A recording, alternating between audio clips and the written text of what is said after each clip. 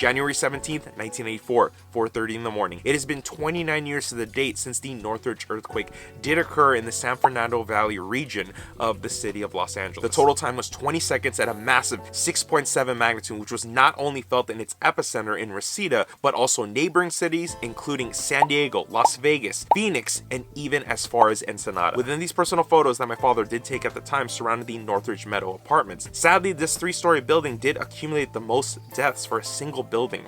16. With millions of dollars of damage, several thousand aftershocks, life was disrupted weeks after, which in turn climbed the death toll from 33 to an official 57. It is a disaster I will never forget and hope I never experience again in my lifetime. Subscribe for more.